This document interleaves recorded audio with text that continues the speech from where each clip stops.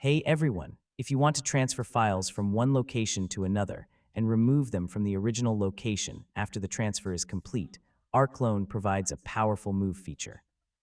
In this video, I'll show you how to move files with Rclone from start to finish in 2026.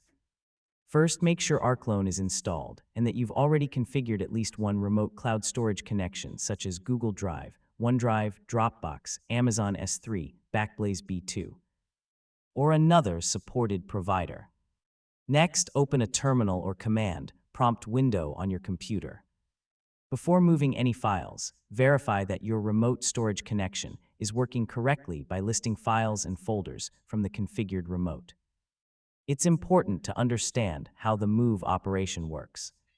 Unlike the copy command, the move command transfers files to the destination and then removes them from the source after the transfer is successfully completed.